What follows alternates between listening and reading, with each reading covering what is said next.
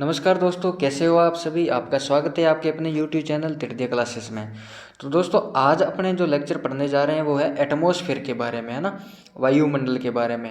यानी कि अर्थ के ऊपर जो होता है उसको क्या कहते हैं, अपने एटमॉस्फेयर कहते हैं। उस एटमॉस्फेयर की क्या स्ट्रक्चर है, क्या होता है एटमॉस्फेयर, क्या होता है एटमॉस्फेरिक प्रेशर, क्या होता है, कैसे मेजर करते हैं इसको, क्या इसकी स्ट्रक्चर है, क्या कंपोजिशन है, यानी कि कौन कौन सी गैसें एटमॉस्फेयर के अंदर होती है, किस किस गैसों से मिलकर बना होता है, उनकी कितनी मात्रा पाई जाती है, वो अपने इस लेक्चर में अपने डिटेल से पढ़ेंगे।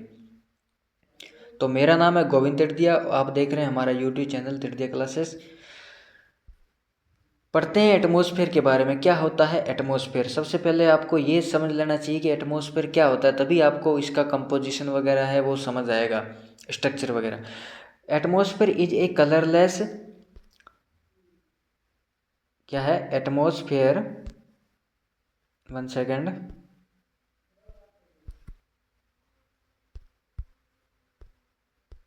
Atmosphere is a colourless, tasteless and odourless mixture of gases that surround the earth. अब समझते हैं क्या होता है, ये क्या कहना चाह रही है लेन।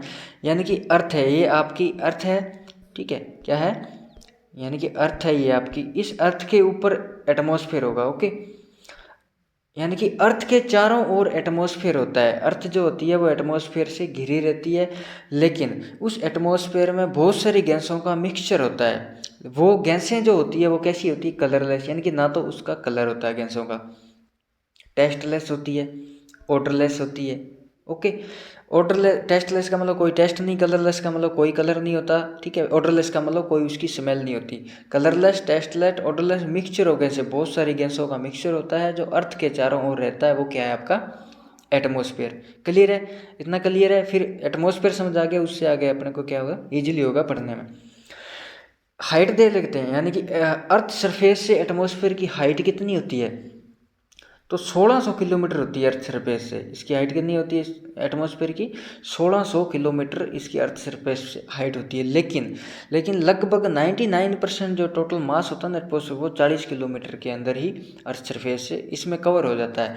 मास से मतलब है कि मोस्टली, यानी कि एटमॉस्फेयर आपको पता है कि अर्थ को तो इन्फ्लुएंस करता ही है, ठीक है। एटमॉस्फेयर में जो भी गतिविधियाँ होती है वो क्या करती है, अपनी जो पृथ्वी है इसको इन्फ्लुएंस करती है, प्रभावित करती है। लेकिन 99% जितनी भी गतिविधियाँ होती है वो 40 किलोमीटर के अंदर ही होती है। इसलिए बोलते हैं कि टोटल मास ऑफ एटमॉस्फेयर क्या है, वो कहाँ है, 40 किलोमीटर के अंदर ही है फ्रॉम द अर्थ सरफेस, ठीक है।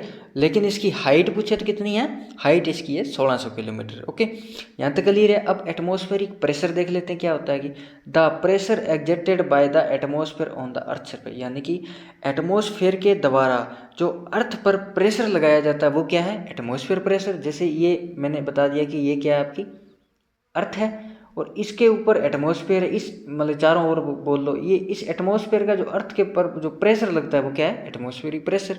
क्लियर है, नॉर्मल सी बात है। अब अब बात यह है कि यूनिट क्या है, जो एटमॉस्फेरिक प्रेशर है उसको अपने मीजर तो करेंगे। तो मीजर करेंगे तो क्या यूनिट क्या लिखेंगे, उसकी यूनिट, ठीक है, तो वो क्या है, मिली बार। तो एटमॉस्फेरिक प्रेशर यूनिट क्या, मिली बार। जैसे मान लो कि 3 एटमॉस्फेरिक प्रेशर आ गया तो क्या लिखेंगे पीछे, एम बी, यूनिट तो लिखेंगे ना, तो एम बी यानी कि मिली बार। अब नेक्स्ट है कि इंस्ट्रूमेंट क्या है, एटमॉस्फेरिक प्रेशर को मेजर भी तो करना है, उसको मेजर करने के लिए कौन सा इंस्ट्रूमेंट है, एनीरोइड बैरोमीटर। देखो दोस्तों, ये जो कुछ क्वेश्चन होते हैं ना इस टाइप के, ये सीधे एग्जाम में टपके जाते हैं ना। एग्जामिनर सीधा पूछ लेता है कि एटमॉस्फेयर प्रेशर को मेजर करने का इंस्ट्रूमेंट बताइए, क्या है, एनीरोइड बैरोमीटर। तो क्लियर है यहाँ तक। एटमॉस्फेयर क्या है, हाइट क्या है, एटमॉस्फेयर प्रेशर किसको कहते हैं, एटमॉस्फेयर प्रेशर को मेजर किससे करते हैं, और यूनिट क्या है एटमॉस्फेयर प्रेशर की। तो ये क्वेश्चन है जो नॉर्मल से एग्जाम में पूछ लिए जाते हैं। अब नेक्स्ट, अब इतना अगर आपको नॉर्मल, ये एक बेसिक था एटमॉस्फेयर को पढ़ने, ये समझ आ गया, तब अपन पढ़ लेते हैं कंपोजिशन। कंपोजिशन से क्या मतलब है, मैंने अभी एटमॉस्फेयर डेफिनेशन बताई आपको, क्या बताई कि उसमें बहुत सारी गैसों का मिक्सचर होता है। तो वो कौन कौन सी गैसें होती है, वही है कंपोजिशन, वो अपने गैसें पढ़नी है। अभी तक आपने बाय वॉल्यूम पढ़ते आए हैं, लेकिन आज अपने बाय वेट भी पढ़ेंगे, ठीक है। क्या होता है कि जब एग्जामिनर टफ एग्जाम बनाने की सोच लेता है तो वो बाय वेट भी पूछ लेता है, ठीक है। तो अपने को दोनों ही पढ़ लें, ठीक है, क्योंकि कंपटीशन का ज़माना है, तो अपने दोनों को साथ पढ़ के चलेंगे। देखो नाइट्रोजन लगभग सेम है, बाय वॉल्यूम 78%, 75% बाय वेट है। इसका डीपली क्वेश्चन आएगा भी नहीं, क्योंकि लगभग ओके है, सेम है, कोई ज़्यादा बड़ी बात नहीं। ऑक्सीजन का भी वही है, 21%, 23%, ये भी लगभग सेम ही है। बाय वॉल्यूम बाय वेट इसका भी नहीं आएगा। आर्गन 0.93% है और 1.2% है। आर्गन का ज़्यादा पूछते भी नहीं है। जो मेन जो क्वेश्चन बनता है वो कहाँ से बनता है, CO2 से। आपको पता होगा CO2 का कंपोजिशन की बात करें तो बाय वॉल्यूम है 0.03% और बाय वेट है 0.04%, ये याद रखना है। लेकिन इसके अलावा ये तो हमने पढ़ा कि एटमॉस्फेयर के अंदर CO2, लेकिन रेन वाटर के अंदर भी तो CO2 होती है। वो कितनी होती है, 0.45%। सोइल के एयर के अंदर भी तो CO2 होती है, कितनी होती है, 0.25% कह लो या 0.25 से 0.3% कह लो। या आप ऐसे कर सकते हो कि 0.03% एटमॉस्फेयर के अंदर होती है CO2 और 0.3% किस में होती है, सोइल एयर, यानी कि लगभग 10 गुना ज़्यादा होती है सोइल के एयर के अंदर एटमॉस्फेयर। तो इस टाइप के डीपली क्वेश्चन कई बार एग्जामिनर पूछ लेता है, ठीक है। तो ये कंपोजिशन पढ़ लिया हमने। अब हम क्या करेंगे, स्ट्रक्चर पढ़ेंगे, ठीक है। स्ट्रक्चर से मतलब है लेयर पढ़ेंगे। एटमॉस्फेयर की लेयर ही तो होती है ना, आपने पढ़ी होगी। ट्रोपोस्फेयर होगी, स्ट्रेटोस्फेयर होगी, मिजोस्फेयर, थर्मोस्फेयर। आपने एक्सोस्फेयर और आइनोस्फेयर नाम की 2 लेयर और पढ़ी होगी। तो उसकी वजह से क्या होता है कि स्टूडेंट कन्फ्यूज हो जाता है कि लेयर होती कितनी एटमॉस्फेयर में। कुछ बुक्स में आपको 5 मिल जाएगी, 4 भी मिल जाएगी, ठीक है। लेकिन आपको क्या करना है, अपने इस लेक्चर में पूरा पढ़ेंगे तो समझ लेंगे अच्छे से कितनी लेयर होती है। 4 ही लेयर होती है। आपको कितनी याद करनी है, 4 ही लेयर होती है एटमॉस्फेयर के अंदर, ठीक है।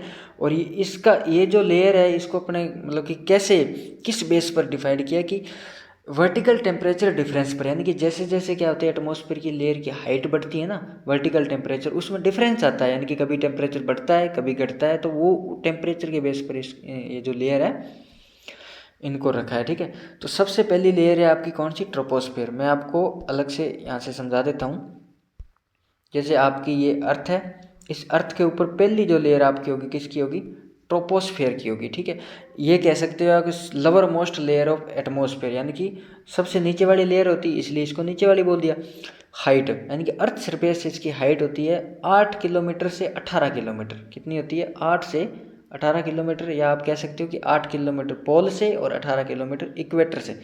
ये इंपॉर्टेंट है, इसको याद रखना, हाइट, ठीक है। उसके अलावा densest layer of the atmosphere, क्यों कहते हैं डेंसेस्ट, घनत्व वाली, क्योंकि 85% एटमॉस्फेयर का मास इसी में होता है। मैंने आपको बताया था 99% 40 किलोमीटर होता है, ये कितनी है 8 से 18, लेकिन 85% जो एटमॉस्फेयर मास है ना वो इसी में ही होता है। क्योंकि जितनी भी वेदर फिनोमेनन होती है, वेदर फिनोमेनन से क्या मतलब है, जैसे बादल बनना, फॉग बनना, ड्यू, मिस्ट, बारिश का आना, रेन का आना, बैक्टीरिया के पोलन, साल्ट क्रिस्टल, ये सारी की सारी इसी लेयर के अंदर होते हैं। तो इसलिए 85% जो मास होता है वो किस में आ जाता है, इसी लेयर के अंदर, ट्रोपोस्फेयर के अंदर। यहाँ तक क्लियर है।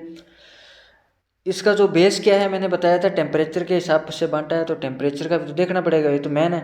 इसमें टेम्परेचर डिक्रीज होता है, ठीक है। देखो टेम्परेचर डिक्रीज इंक्रीज आप अगर लेयर वाइज पढ़ोगे तो कन्फ्यूज हो जाओगे आप। ऐसे पढ़ना है कि पहले टेम्परेचर डिक्रीज होता है पहली लेयर में, दूसरी में इंक्रीज हो जाएगा, तीसरी में फिर डिक्रीज हो जाएगा, चौथी में फिर इंक्रीज हो जाएगा। इसको ऐसे याद करोगे तो क्या होगा, आपको ईजिली याद रह जाएगा, ठीक है।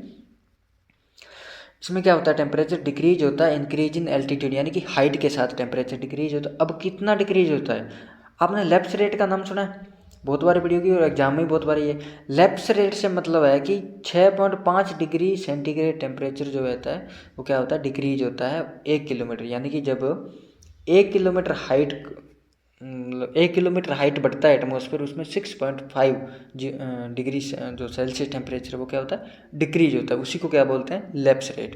तो ये भी याद रखना। फिर नेक्स्ट है ट्रोपोपोज। अब ये ट्रोपोपोज क्या होता है, ट्रोपोपोज क्या होता है, transition zone between troposphere stratosphere. मैंने बताया था कि पहली लेयर ट्रोपोस्फेयर होती है, दूसरी लेयर कौन सी होती है, स्ट्रेटोस्फेयर। इन दोनों के बीच वाला जो ट्रांजिशन जोन है उसको क्या बोलते हैं, ट्रोपोपोज है। क्लियर है। No fall in temperature with height, इसमें हाइट के साथ में टेम्परेचर में गिरावट नहीं होती। ओके, तो ट्रोपोस्फेयर एकदम क्लियर होगी। ट्रोपोस्फेयर के बाद में जो दूसरी लेयर आती है वो आती है स्ट्रेटोस्फेयर, ठीक है। एक लेयर पढ़ ली अपने कौन सी, ट्रोपोस्फेयर। अब दूसरी जो लेयर आएगी अर्थ पर वो कौन सी आएगी, स्ट्रेटोस्फेयर। ये पढ़ते हैं एग्जिस्ट अबव द ट्रोपोपोज। अभी मैंने ट्रोपोपोज पढ़ा, उसके ऊपर ये होती है स्ट्रेटोस्फेयर, है ना। या आप कह लो ट्रोपोपोज के ऊपर, या कह लो आप ट्रोपोस्फेयर के ऊपर होती है। अब इसकी हाइट होती है 50 kilometre from the earth surface. ये जो हाइट है ना इसको ध्यान रखना। अब आप ऐसे मत समझ लेना कि 8 से 18 किलोमीटर तो होगी ट्रोपोस्फेयर, 18 से ऊपर 18 से 50 स्ट्रेटोस्फेयर, ऐसे नहीं होती। ये 50 किलोमीटर अर्थ सरफेस से, क्लियर है। यानी कि 8 से 18 वो थी, ये 18 किलोमीटर अर्थ सरफेस से इसकी हाइट है। तो ये हाइट वाला फंडा क्लियर हो गया। जितनी भी फोटोकेमिकल रिएक्शन होती है वो इसी लेयर के अंदर होती है। इंपॉर्टेंट क्वेश्चन याद कर लेना। इसका एटमॉस्फेयर का मास याद करो तो कर लो, ज़्यादा इंपॉर्टेंट नहीं। 15% इसमें होता है, यानी कि 85% उसमें हो गया लगभग, और 15% जो बचा वो इसमें हो गया। ठीक है, 15% या 14% के लगभग होता है। It is dust free, cloudless and warmest layer, यानी कि इसमें क्लाउड नहीं बनते। क्लाउड मैंने बता दिया ट्रोपोस्फेयर में बनते हैं, डस्ट वहाँ होता है, इसमें कुछ नहीं होता। ये वार्मेस्ट लेयर है, गर्म लेयर है। क्यों? क्योंकि इसमें टेम्परेचर इंक्रीज होता है, इंक्रीज इन एल्टीट्यूड, यानी कि हाइट के साथ इसमें टेम्परेचर इंक्रीज होता है। क्या कहा था मैंने? ट्रोपोस्फेयर में डिक्रीज, उसके आगे स्ट्रेटोस्फेयर में इंक्रीज, फिर डिक्रीज, फिर इंक्रीज, ऐसे याद करना है। ठीक है, तो इसमें टेम्परेचर इंक्रीज होता है, इसलिए ये वार्मेस्ट लेयर है, गर्म लेयर है। ओके, अब देखो, इसको ओजोनोस्फेयर भी कह देते हैं। क्यों कहते हैं ओजोनोस्फेयर? ओजोनोस्फेयर इसलिए कहते हैं, क्या होता है कि इस लेयर के अंदर, स्ट्रेटोस्फेयर के अंदर एक लेयर और होती है, उसको बोलते हैं ओजोन लेयर। वो ओजोन लेयर क्या करती है? ओजोन लेयर का क्या काम आता है? जो यूवी रेज होती है, अल्ट्रा वायलेट जो रेज आती है, जो यानी कि सोलर से आती है, उसको उनसे अर्थ को बचाती है। वो क्या, किसका काम होता है? ओजोन लेयर का। अगर ओजोन लेयर ना हो ना, तो यूवी रे डायरेक्ट अर्थ पर आती है सीधी नीचे। और यूवी रेज कितनी खतरनाक होती है वो आपको पता है, ह्यूमन के लिए, एनिमल के लिए खतरनाक होती है। तो ओजोन लेयर का जो काम होता है कि यूवी लेयर को क्या कर लेती है, यूवी रेज को क्या करती है, पराबैंगनी किरणें जिनको अपने बोलते हैं, उनको एब्जॉर्ब कर लेती है। ठीक है, इनका काम ये होता है। तो किस में होती है ओजोन लेयर? स्ट्रेटोस्फेयर के अंदर होती है, इसलिए इसको अपने क्या बोल देते हैं? ओजोनोस्फेयर। ये कोई अलग से लेयर नहीं है। ओजोनोस्फेयर क्या है? अलग से लेयर नहीं है। स्ट्रेटोस्फेयर के अंदर ओजोन लेयर होती है, क्या करती है? यूवी रे को एब्जॉर्ब कर लेती है, धरती पर आने नहीं देती। इसकी वजह से अपने इसको क्या बोल देते हैं? ओजोनोस्फेयर। क्लियर है यहाँ तक? अभी ओजोन लेयर के बारे में आपने पढ़ा होगा, ओजोन लेयर यूवी को ऑब्जर्व कर लेती है, ये तो क्लियर है। ठीक है, ये आपने पढ़ा कि ओजोन होल बन रहा है, ओजोन लेयर क्या हो रही है? धीरे धीरे थिन पतली हो रही है ना, वो क्लोरोफ्लोरोकार्बन गैस की वजह से होती है। ठीक है, CFCS गैस होती है, उसकी वजह से क्या होती है? ओजोन का डिप्लेशन पढ़ा होगा आपने। ओजोन का क्या हो रहा है? डिप्लेशन, यानी कि जो ओजोन लेयर में होल बन रहा है, तो उसकी वजह से यूवी रे धरती तक पहुंच रही है नीचे, है ना, होल की वजह से, या थिन होती जा रही है ओजोन लेयर, वो क्लोरोफ्लोरोकार्बन गैस की। ये भी अच्छा क्वेश्चन है। मैक्सिमम ओजोन जो 2 से 8 ppm होती है, 20 से 40 किलोमीटर। मैंने आपको हाइट बताई 50 किलोमीटर, 20 से 40 किलोमीटर के बीच में यहाँ पर मैक्सिमम ओजोन लेयर होती है।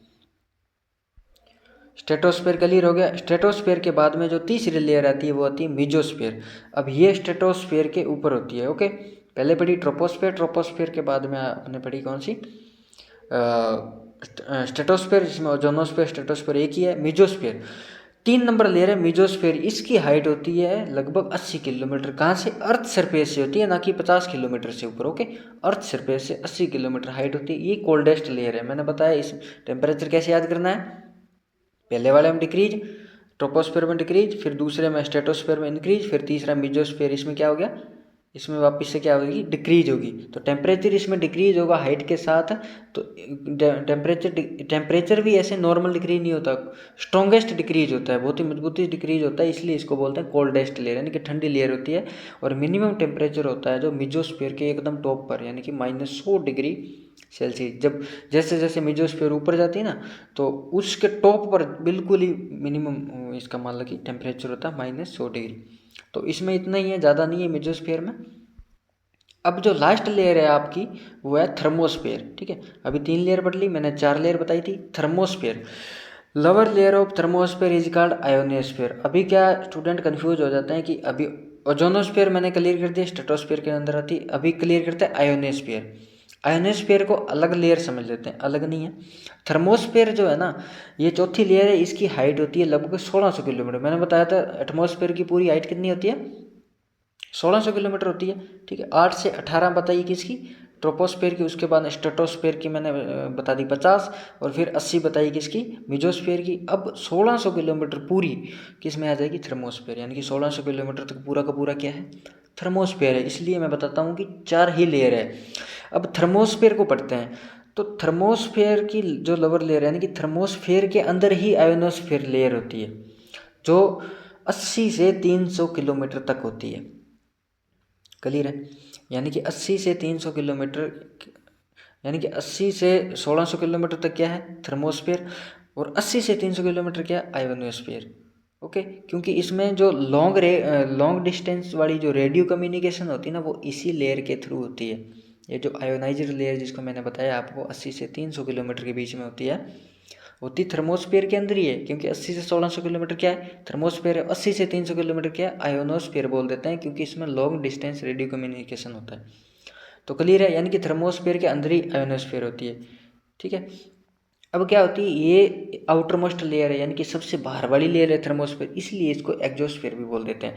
तो स्टूडेंट क्या होते हैं कंफ्यूज हो जाते हैं, क्योंकि बहुत सारी बुक्स में लिखा भी होता है कि 5 लेयर होती है और 5वीं लेयर कौन सी बता देते हैं, वो एक्सोस्फीयर को बता देते हैं।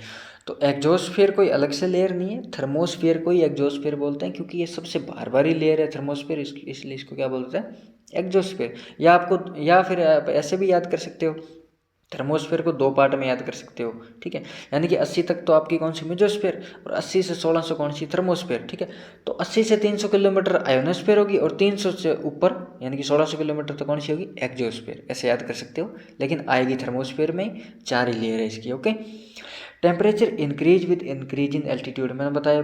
ठीक है, टेम्परेचर क्या होगा इसमें इंक्रीज होगा, पहले वाले में इंक्रीज, दूसरे वाले में डिक्रीज, तीसरे वाले में पहले वाले में डिक्रीज होगा, दूसरे वाले में इंक्रीज होगा, तीसरे वाले में फिर डिक्रीज, चौथे वाले में फिर इंक्रीज, ऐसे याद करना है। तो टेम्परेचर हो गया याद, हाइट क्या है 8 से 18, फिर 50, फिर 80, और फिर ये 80 से 300 और 300 से 1600, ऐसे हाइट याद कर लेना। ओके, ये 4 लेयर मैंने आपको डिटेल से बता दी। ठीक है दोस्तों, आई होप आपको वीडियो अच्छे से समझ आया होगा, पूरा कंपोजिशन समझ आया होगा, एटमॉस्फेयर प्रेशर, एटमॉस्फेयर क्या होता है, कैसे मापते हैं, कैसे मेजर करते हैं, ये अपने को एकदम एटमॉस्फेयर के बारे में क्लियर आपको हो गया होगा। एटमॉस्फेयर से 2-3 क्वेश्चन आ जाते हैं दोस्तों, ये याद कर लेना, इसको अच्छे से पढ़ लेना। ठीक है दोस्तों, मिलते हैं नेक्स्ट वीडियो में, तब तक के लिए जय हिंद।